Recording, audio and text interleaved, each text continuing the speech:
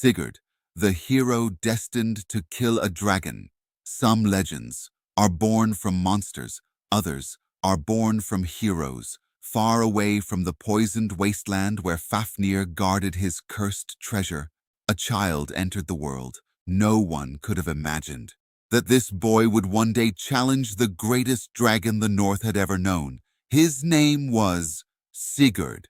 The Vikings remembered him as the greatest dragon slayer. The Germans called him Siegfried. His legend inspired kings, poets, and centuries later, the stories that would shape modern fantasy itself. But before he became a hero, he was simply a child who had lost everything. The blood of heroes Sigurd was born into the noble Volsung bloodline.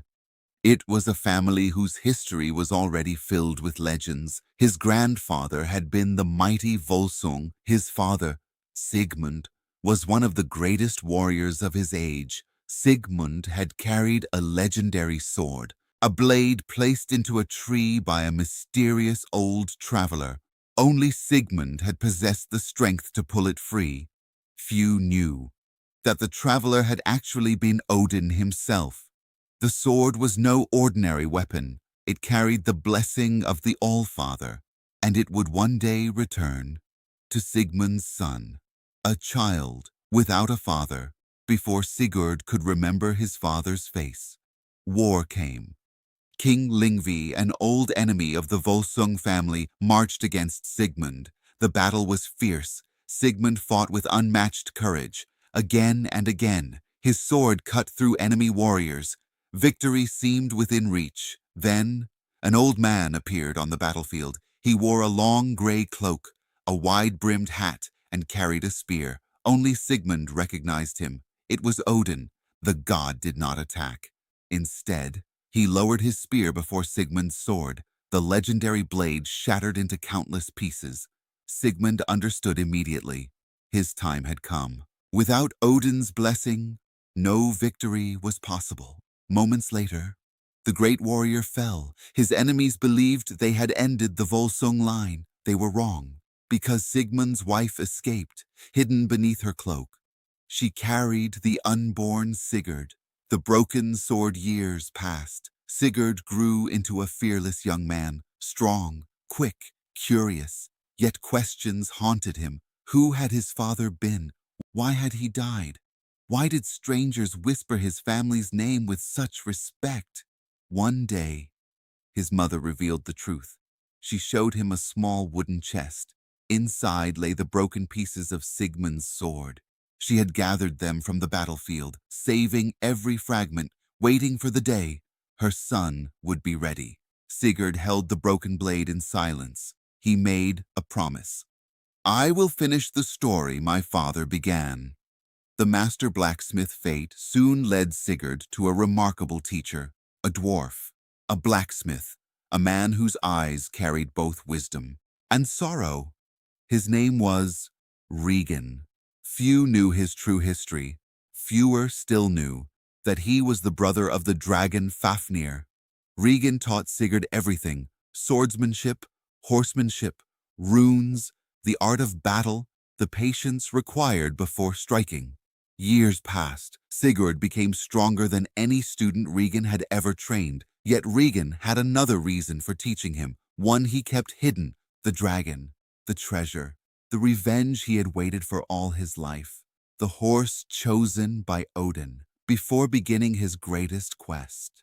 Sigurd needed a worthy companion. Regan led him to a great river where wild horses grazed. Hundreds ran across the fields, strong, fast, untamed. Among them, an old traveler appeared, gray-beard, wide hat, one eye hidden beneath its brim. Sigurd greeted the stranger. The old man smiled. Drive the horses into the river. Sigurd obeyed. Most animals turned back immediately. Only one horse continued swimming against the powerful current. Calm, fearless, determined, the stranger nodded. Choose that one. Its name was Grani. It was said to be descended from Sleipnir, Odin's own 8-legged horse. When Sigurd turned to thank the old traveler, he was gone. Only footprints remained.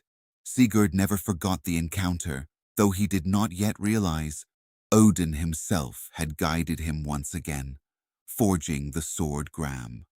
At last, Regan revealed the broken pieces of Sigmund's blade. This sword belonged to your father, but it can live again. The dwarf carried the fragments into his forge. The fire roared. The hammer rang through the mountains. Once, twice, 100 times. When the work was finished, Regan presented the new sword. Its name was Gram. The blade gleamed brighter than polished silver. Its edge was impossibly sharp, but Sigurd wished to test it.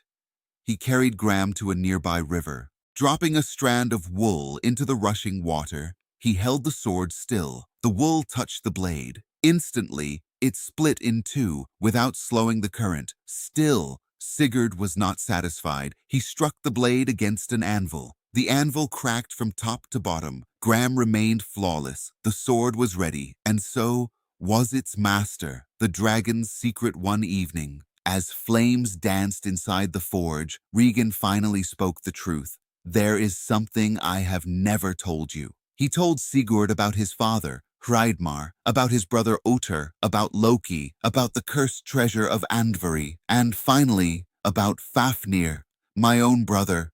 He murdered our father. He stole everything. The gold changed him. He became a dragon. Regan's voice trembled. No warrior has ever defeated him. But you can. Sigurd listened carefully.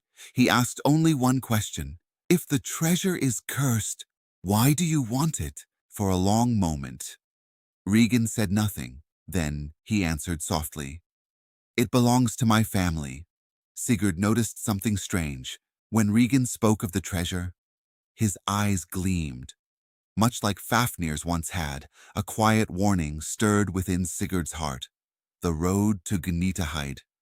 The next morning, Sigurd fastened Gram to his side, mounted Grani, and began the long journey north.